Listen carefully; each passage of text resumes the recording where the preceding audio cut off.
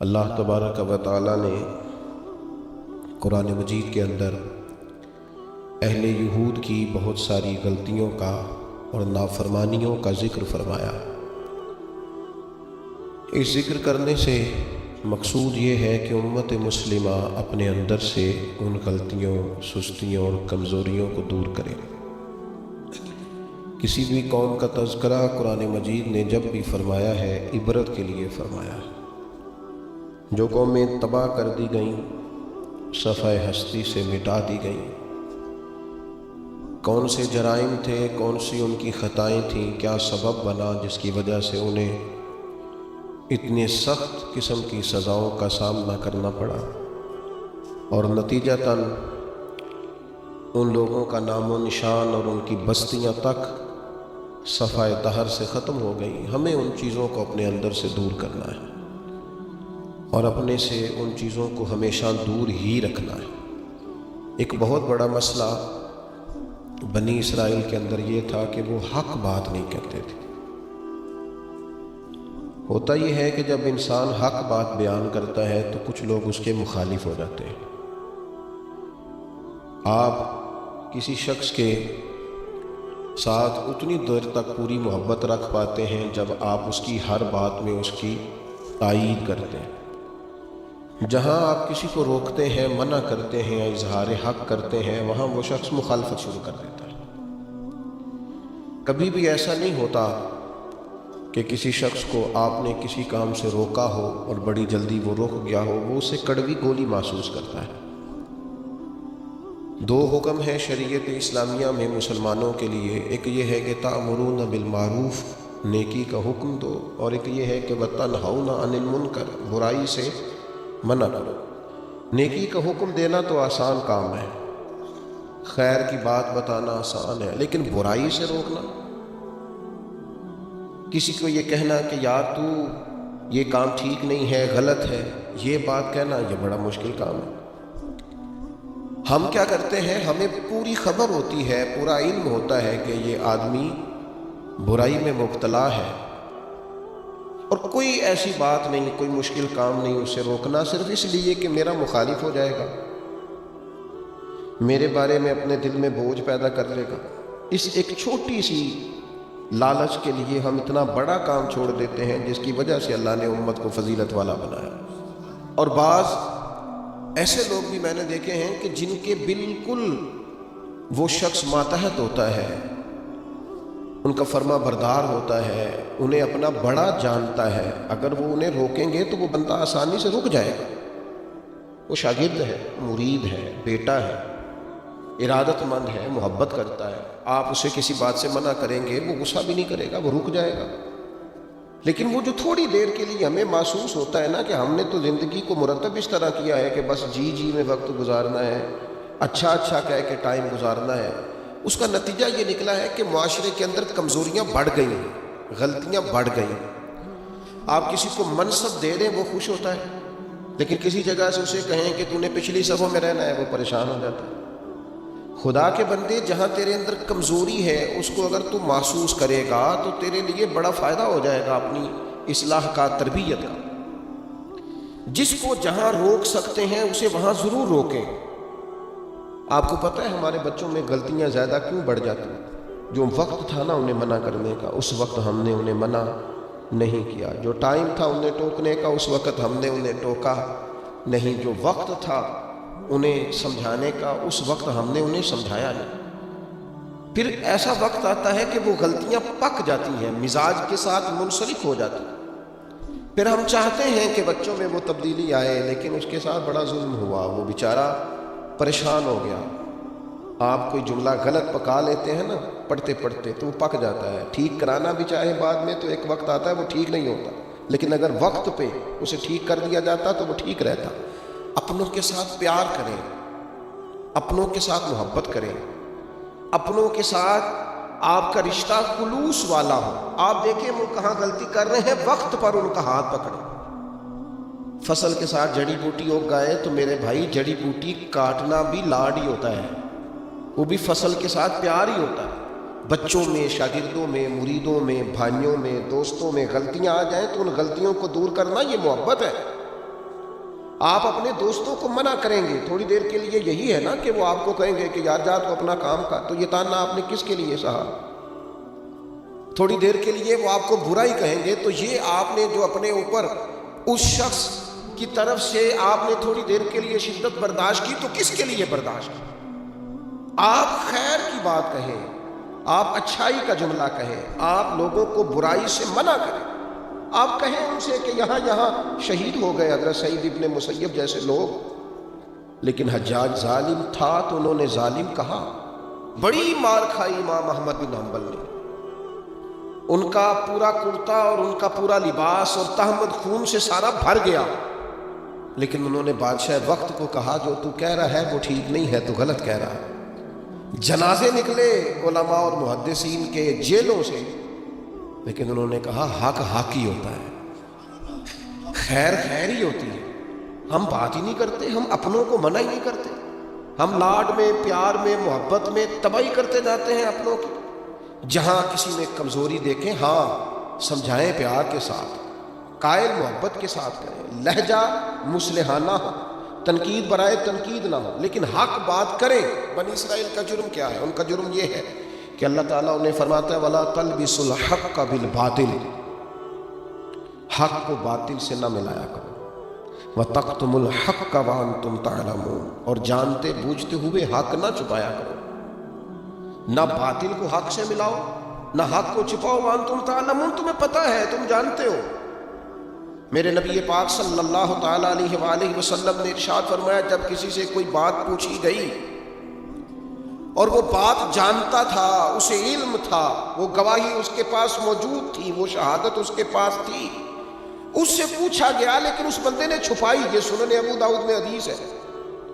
اللہ کے محبوب فرماتے ہیں قیامت کے دن اس بندے کے منہ میں اللہ آگ کی لگام ڈال دے گا، لو اب تیرے منہ میں لگام ڈال دیا اور وہ بھی آگ کی، اب نہ بولنا، چونکہ جب حق بولنے کا ٹائم تھا تب تو نہیں بولا، جب تیری ضرورت تھی، جب تیرے کہنے سے مظلوم بچ سکتے تھے، جب تیرے بات کرنے سے ظالم پکڑے جا سکتے تھے، جب تیرے دو جملے کہنے سے کسی شخص کی زندگی بھر کی جمع پونجی بچ سکتی تھی، تو بولا نہیں، تو آج تو میدان محشر میں آیا ہے۔ تو میرے محبوب کہتے ہیں، حضور فرماتے ہیں رب اس کے منہ میں آگ کی لگام ڈالے گا۔ اقبال کہنے لگے اپنے بھی خفا مجھ سے ہے اور بیگانے بھی ناخوش کیوں، میں کہتا ہوں وہی بات سمجھتا ہوں جسے حق، یہ میری مجبوری ہے کہ میں نے ہمیشہ حق کہا ہے، تو اپنے بھی خفا مجھ سے ہیں اور بیگانے بھی ناخوش، سب جگہ پہ میں ملامتی ہوں، ہر شخص میرے بارے میں رائے دیتا ہے کہ بڑا سخت گیر آدمی ہے، بڑے مزاج کے اندر شدت پائی جاتی ہے، کیوں کہ کہتا ہوں وہی بات سمجھتا ہوں جسے حق۔ گروہ بنے ہوئے ہیں، گروہ بندیاں ہو گئی، کلمہ حق کہیں۔ یہودیوں نے جرم کیا کیا تھا؟ انہیں پتا تھا کہ نبی پاک اللہ کے رسول ہیں، اور کتنا پتا تھا؟ اللہ قرآن مجید میں ارشاد فرماتے ہیں یعرفونہ کما یعرفون ابناءہم، محبوب یہ آپ کو اس طرح جانتے ہیں جس طرح بندہ اپنے بیٹے کو پہچانتا ہے۔ یہ جو اہل کتاب ہے نا، یعرفونہ کما یعرفون ابناءہم، آپ کو اس طرح پہچانتے ہیں جس طرح بیٹوں کو پہچانتے ہیں۔ تورات کے اندر انہوں نے آپ کی ساری خبریں پڑھ لی ہیں، ایک ایک نشانی جانتے ہیں۔ حضرت عبداللہ ابن سلام فرماتے ہیں اللہ کا قرآن اتنا سچا ہے، میں نے تورات پڑھی ہوئی ہے، میں مسلمان ہوا ہوں، میں تمہیں قسم اٹھا کے کہتا ہوں کہ جس طرح میں اپنے بیٹے کو پہچانتا ہوں نا، اس سے بڑھ کر مجھے تورات نے بتایا ہے کہ رسول رحمت اللہ کے سچے رسول ہیں۔ لیکن نہیں ماننا تو نہیں ماننا، اڑ جانا ہے تو اڑ جانا ہے۔ گروہ پرست ہو جاتے ہیں لوگ، حق پرست نہیں ہوتے، پارٹی کو سپورٹ کرتے ہیں، حق کو سپورٹ نہیں کرتے، اپنے گروپ کے حمایتی ہیں، حق کے حمایتی، برادری کے حمایتی ہیں، پر حق کے حمایتی نہیں ہیں، اپنی تنظیم کے، جماعت کے، اپنے آپ کے حمایتی ہیں، حق کے حمایتی۔ بندہ مومن گروہ پرست نہیں ہوتا، بندہ مومن حق پرست ہوتا ہے، وہ دیکھتا ہے حق کدھر ہے، وہ حق پرست۔ چھوڑ دیں یار، تھوڑی سی زندگی ہے، گروہ پرستی نہ کریں، اپنے آپ کے ساتھ جھوٹ نہ بولیں، اپنے آپ کو دھوکہ نہ دیں، لوگوں کی گڈ بک میں آنے کا شوق چھوڑ دیں، رب کی بارگاہ کے اندر، اپنے ضمیر کی عدالت کے اندر اپنے آپ کو رکھیں۔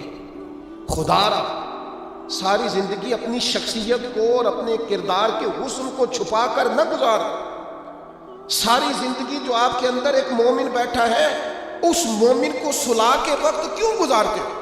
وہ اندر جو نبی پاک کا غلام بیٹھا ہے، جس نے اپنے کریم سے سیکھا ہے کہ سارا زمانہ بھی مخالف ہو تو بات وہی کرنی ہے جو حق اور سچ ہے، اس مومن کو کیوں سلاتے ہو؟ اسے تھپکی کیوں دیتے ہو؟ بچے ہمارے جذبہ رکھتے ہیں حق کا، شوق رکھتے ہیں حق کا، مزاج رکھتے ہیں حق بینی کا، ان کی طبیعت میں ولولہ ہے، جوش ہے، ہم انہیں مداحنت سکھاتے ہیں، ہم انہیں کہتے ہیں نا بیٹا گراؤنڈ ریالٹی دیکھو، نہ میرا بیٹا تم نہ بات کرنا، نہ ہمارا کیا لینا دینا، کاروبار ٹھیک چل رہا ہے، دکان ٹھیک چل رہی ہے، ادارہ ٹھیک چل رہا ہے، خبردار۔ اس کا نقصان یہ ہوا ہے کہ ظلم اور جبر کے ڈیرے عام۔ جب آپ کو حق سمجھ میں آ جائے پھر دیر نہ کرنا، ورنہ دیر ہو جائے گی، پھر دیر نہ کرنا، پھر اندھیرا ہو جائے گا، پھر دیر نہ کرنا۔ اگر حق کو حق نہ مانو گے، نہ کہو گے، تو پھر اچانک باطل کو ہی لوگ حق سمجھنے لگ جائیں گے۔ پھر تم محسوس کرو گے کہ بہت سارے لوگ ایسے ہوں گے جو اندھیرے میں اٹھیں گے، اندھیرے میں چلیں گے، اندھیرے میں گر جائیں گے، اور اندھیرے میں کوئی ان کا ہاتھ پکڑنے والا نہیں ہوگا۔ اب تو جھوٹ اتنا بولا جاتا ہے کہ لوگ سچ بولنے والے کو اجنبی سمجھتے ہیں۔ اب تو ریاکاری اتنی کی جاتی ہے کہ اخلاص والا بندہ انوکھا محسوس ہوتا ہے۔ اب تو دھوکہ اتنا عام ہے کہ خالص چیز بیچ دی جائے تو لوگوں کے لیے ہضم کرنا مشکل ہو جاتا ہے۔ خدا بنتا ہے مومن کی یہ شان نہیں ہے۔ ہم، آپ نے ناراض نہیں ہونا، لوگ فتویٰ لینے آتے ہیں، فیصلہ کرانے آتے ہیں، لیکن وہ یہ نہیں کہتے کہ جو میرٹ ہے وہ کر دیں۔ وہ کہتے ہیں جو میں آپ کو کہہ رہا ہوں نا وہ ٹھیک ہے۔ وہ مسئلہ پوچھنے آتے ہیں تو کہتے ہیں جی وہ جگہ اس طرح ہو جائے تو پھر دین یہ بھی تو کہتا ہے نا، پھر اس طرح ہو جائے تو اسلام کا یہ حکم بھی تو ہے نا، اسلام یہ والے حقوق بھی تو بیان کرتا ہے نا۔ تو اب اس نے یہ کہا تھا تو میں جواب میں یوں نہ کرتا، اس نے پھر یہ بات کی تھی تو میرا یہ نہیں بنتا تھا۔ تو میں بہت سارے دوستوں سے کشتبی کرتا ہوں، میں کہتا ہوں پھر آپ لکھ دیں بھلا میں نے کیا کہنا ہے، آپ مجھے لکھ کے دے دیں، میں وہ بول دیتا ہوں، اس لیے کہ ساری بات کا تو آپ کو پتہ ہے، آپ تو سب علم رکھتے ہیں، اور آپ تو مجھے اپنی رائے اس طرح سے دے رہے ہیں کہ جس طرح میں وہی کہہ دوں جواب تو پھر آپ کو آنا نہیں چاہیے تھا، گھر میں فیصلہ کر لیتے۔ خدا کے بندے اپنے آپ پر فیصلے نہ کرو، اپنے آپ کو قانون کے حوالے کرو، پروٹوکول سے نکل آؤ۔ میں اور آپ اس رسول کے ماننے والے ہیں جس کریم محبوب نے وصال ظاہری سے پہلے منبر پر بیٹھ کر صحابہ سے کہا تھا میرا ارادہ ہو گیا ہے لوٹ جانے کا، میری طرف سے کسی کو تکلیف پہنچی ہو تو میں حاضر ہوں۔ آنا ذرا ایک ایک کر کے ہم بھی 2 منٹ کے لیے بہو سے پوچھ نہ لیں، داماد سے پوچھ نہ لیں، جس بیوی نے ساری زندگی کوڑے کے نیچے وقت گزارا ہے اس سے پوچھ نہ لیں کہ تو میری طرف سے راضی ہے کہ ناراض۔ پڑوسیوں سے 1-2 دفعہ بات کر نہ لیں۔ ایک صحابی اگر میدان بدر کے اندر عرض کرتے ہیں کہ یا رسول اللہ آپ نے صفیں سیدھی کراتے وقت مجھے تیر چبھویا ہے، حضور تو معصوم عن الخطا ہے، محبوب کے لیے تو یہ تصور کرنا جرم ہے، لیکن ہماری تعلیم کے لیے وہ صحابی کیا کہتے ہیں حضور مجھے تیر چبھویا ہے، تو محبوب کیا فرماتے ہیں مجھے استثناء حاصل ہے، وزیر اعظم پر، گورنر صاحب پر اور صدر پر پرچہ ہی نہیں ہو سکتا، میں چونکہ فلاں عہدہ رکھتا ہوں لہذا میرے ساتھ کیسے تو نے بات کر لی۔ یہ میرے رسول کا دیا ہوا طریقہ ہے۔ محبوب کریم نے گویا اپنے لفظوں میں بات کر رہا ہوں، حضور نے جو قانون بنایا تھا محبوب نے خود اپنے آپ کو اس قانون کے حوالے کیا، فرمایا آ جا میں کرتا ہٹاتا ہوں تو بدلہ لے لے، آنا آؤ نا 2 منٹ کے لیے اپنے آپ کو کٹہروں میں کھڑا کرو نا، آؤ جس جگہ پہ بیٹھ کے 25-30 سال سرکاری نوکری کی ہے، آؤ نا اپنے آپ کو کٹہرے میں کھڑا کرو، اپنی عدالت میں اپنے آپ کو پیش کرو۔ نوکری کی ہے کہ تعلقات نبھائے ہیں، سرکاری نوکری کی ہے کہ افسروں کو راضی کیا۔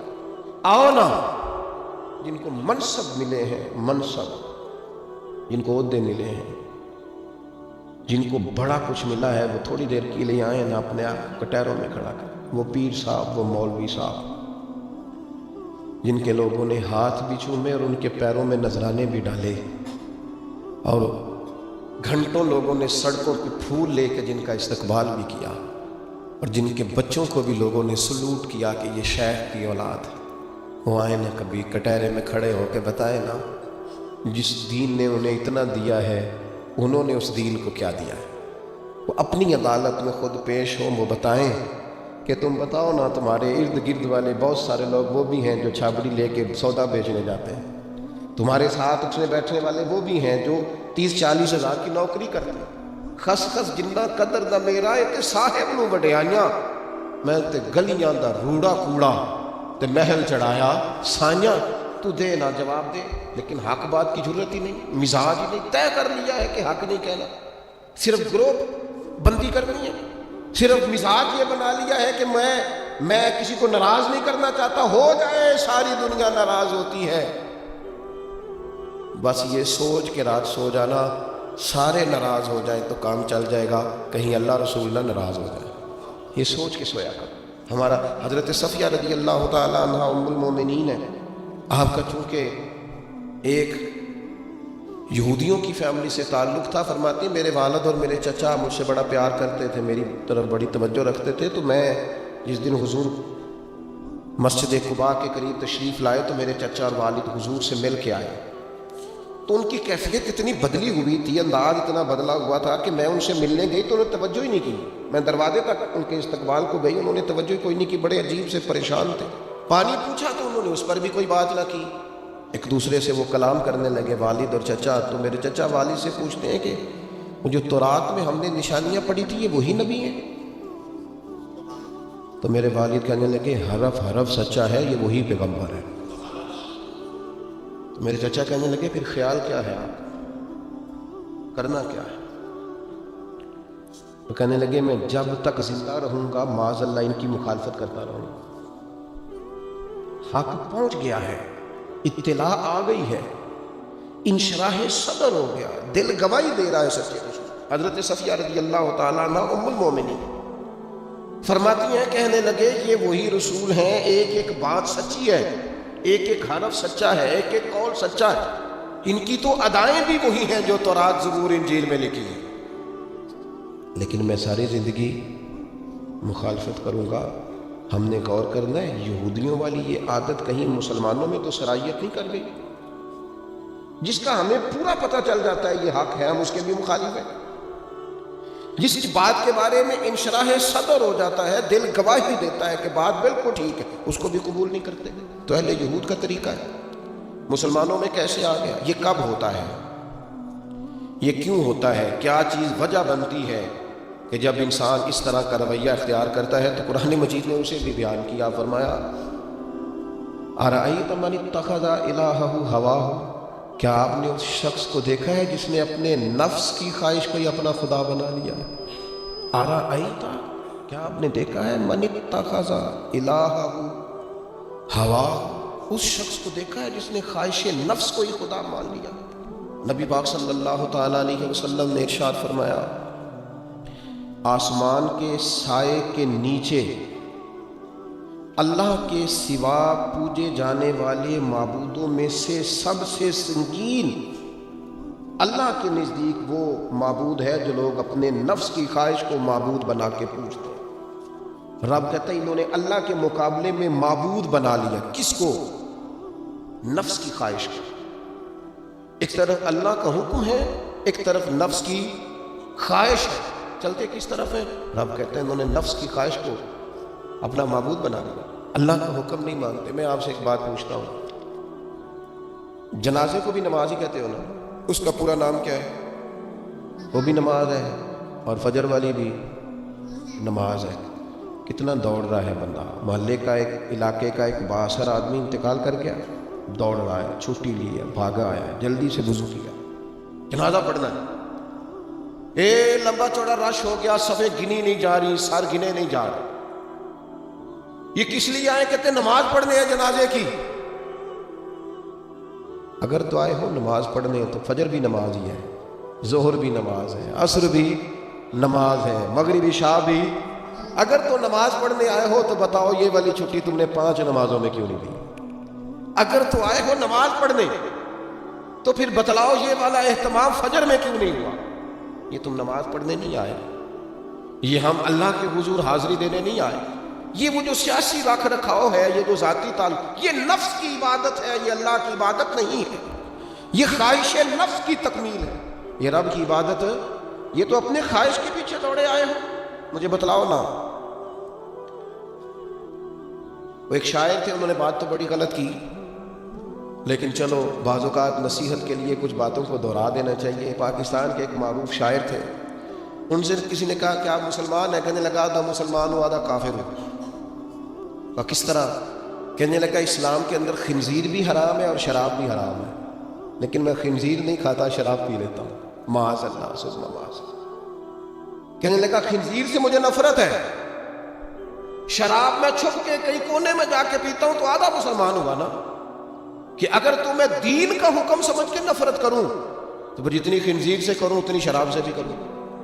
تو کسی نے اس پر تنقید کرنی چاہیے تو اس نے کہا ٹھہر جا ذرا سن، جس طرح شراب حرام ہے، جس طرح جوا حرام ہے، جس طرح خنزیر حرام ہے، ملاوٹ بھی تو اسی طرح ہی حرام ہے، حرام مال بھی تو اسی طرح ہی حرام ہے. یہ کیسی تمہارے نفس کی خواہش ہے کہ خنزیر نہیں کھاتے؟ کہتے ہیں کہ کسی علاقے میں ایک آفیسر تھا تو وہ سب حرام مال اکٹھا کرتا تھا، تو کوئی کسی کی ضرورت ہی نہیں تھی اس سے بات کرنے کی. تو ایک بوڑھی اماں تھی، وہ بڑی حق بات کہنے کا مزاج رکھتی تھی. تو ان کی مرغی مر گئی، تو اس کے گلے پہ چھری چلا کے نا تو اس آفیسر کے گھر دے آئی دیسی مرغی. تو وہ شام کو شکریہ ادا کرنے آ گیا، کہنے لگا اماں کمال کر دیا، دیسی مرغی تو کسی کو دیتا ہی نہیں. کہنے لگی بیٹے نہیں، کمال والی بات نہیں، مر گئی تھی. تو وہ ناراض ہو گیا، کہنے لگا مر گئی تھی تو میرے گھر کیوں دے دی؟ کہنے لگی سارا محلہ جانتا ہے تو سارا حرام کھاتا ہے. تو میں نے کہا یہ کروڑوں حرام کھا گیا تو کوئی مشکل نہیں، تو ایک مرغی سے کیا تکلیف دے گی؟ تو وہ اللہ نے اس کے دل میں باس ڈالی، اس کو اثر ہوا، وہ رونے لگا. کہنے لگا بات تو ٹھیک کر رہی ہے، کروڑوں روپیہ حرام کا آئے تو وہ چونکہ نفس پسند کر رہا ہے تو وہ ٹھیک ہے، اور ایک مرغی صرف چھری نہیں چل سکی مر گئی تو اس سے الٹی آ رہی ہے، کہہ رہی ہے کیا مطلب ہے اس کا؟ وہ ہمارے ایک دوست ہیں، وہ کہتے ہیں ہمارے زمانے میں لوگ اس طرح کے پرہیزگار ہیں کہ ایک شخص کو ایک نیا جوتا مل گیا کہیں گرا ہوا، اس نے اس کا مالک ڈھونڈنا شروع کیا. کسی کا نیا جوتا گر گیا سڑک پہ تو ڈھونڈتا رہا، ایک پیر تھا، ڈھونڈتا رہا، وہ کس کا ہے بھائی کس کا ہے؟ تھوڑی دیر آگے جا کے اسے اس کا دوسرا پیر بھی مل گیا. پھر اس نے مالک ڈھونڈنا چھوڑ دیا.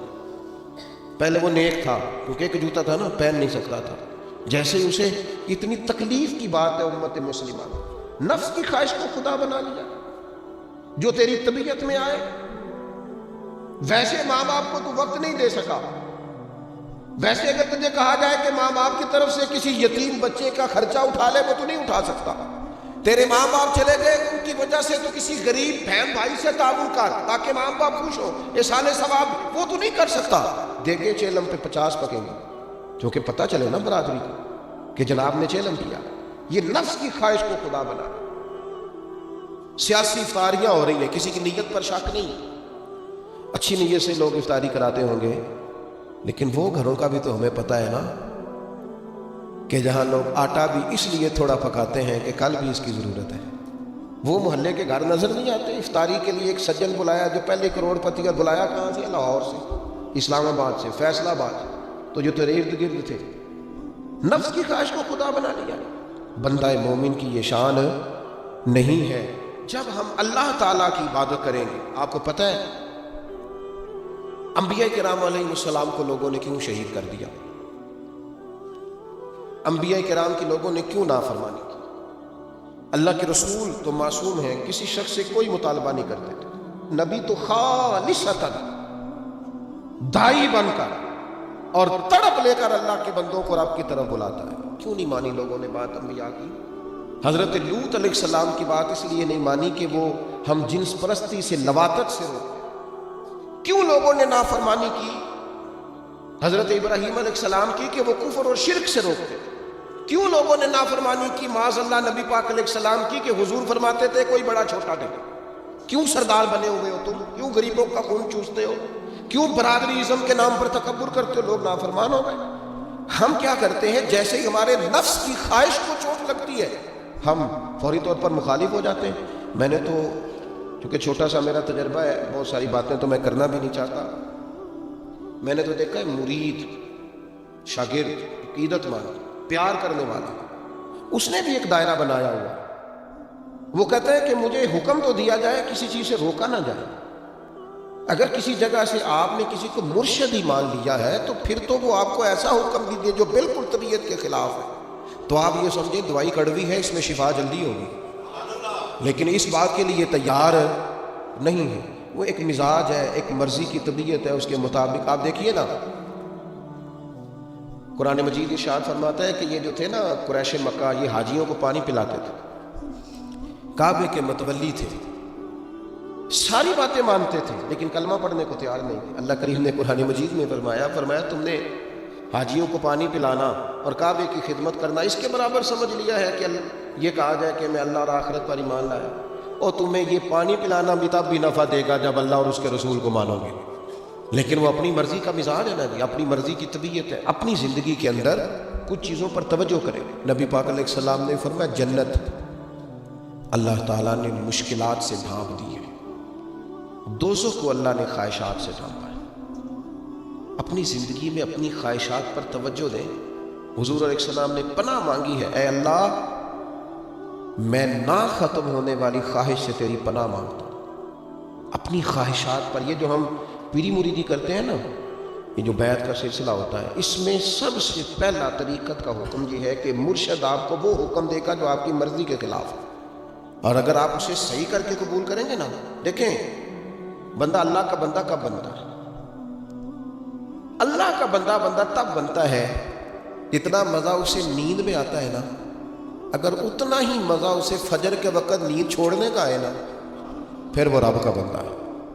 اتنے مزے سے ہی وہ اٹھے، جتنا مزہ اسے روٹی کھانے کا آتا ہے نا، اتنا ہی مزہ اسے رمضان میں روزہ رکھنے کا ہے، پھر وہ اللہ کا حقیقی فرما بردار ہے۔ جتنا لطف اس شخص کو اللہ تبارک و تعالیٰ کی دی ہوئی نعمتوں کو استعمال کرنے کا آتا ہے نا، اتنا ہی مزہ اسے اگر اللہ کی بارگاہ میں مجاہدے کا آئے، پھر وہ رب کا بندہ ہے۔ تو اپنے مزاج کے اندر حق کہنے کا حوصلہ پیدا کریں۔ آپ کے دائیں بائیں جو لوگ غلطیاں کریں انہیں محبت سے سمجھانے کی کوشش کریں، اور کچھ تھوڑا سا نا نفس کی مخالفت کا، جو آپ کی طبیعت میں چاہے وہ ہو جائے تو مزہ کیا رہا۔ ایک بات آپ نے آج کے جمعے سے بطور سبق لے کے جانی ہے، نفس کی تھوڑی مخالفت کریں، چھوڑ دیں اندر باہر لڑنا، اپنے آپ سے لڑنا شروع کریں، اپنے آپ سے تھوڑا سا جہاد شروع کریں۔ ہمارا سب سے زیادہ مسئلہ اپنے ساتھ، ہمیں کسی نے پریشان نہیں کیا، صرف ہماری اپنی خواہشات نے پریشان کیا۔ آپ خواہشات سے تھوڑا سا لڑیں، ایک ایک دو کر کے خواہشات کو چھوڑیں، آپ خود محسوس کریں گے زندگی حسین ہو گئی۔ میرے ایک سنگی ہیں، اختلاف ہو گیا ان کا گھر کے اندر، تو میں نے بلایا، میں نے کہا کیا ہوا ہے؟ تو انہوں نے پہلے سٹے آکھیا، انہوں نے کہا حضور ساری غلطی میری ہے، بڑی کوشش کرنا پر میرا اپنے آپ تے کنٹرول ہے۔ میرا دل خوش ہو گیا، ورنہ آج کل ساری غلطی میری ہے، یہ تے سوال ہی نہیں نہ پیدا ہوتا، میں تے غلطی کرا، یہ کتے لکھے میں ہی تے نہیں کرتا، باقی ساری دنیا کر دی۔ یہ چھوڑ دیں، یہ بہت بڑی بات ہے کہ انسان تھوڑا سا دو قدم پیچھے ہٹ کے کہ نہیں، غلطی تو ساری ڈھونڈتا پھرتا ہوں، اے اقبال میں اپنے آپ کو ڈھونڈتا پھرتا ہوں، اے اقبال اپنے ڈھونڈتا پھرتا ہوں، اے اقبال اپنے آپ کو، آپ ہی گویا مسافر، آپ ہی منزل ہوں میں، وما علینا الا البلاغ۔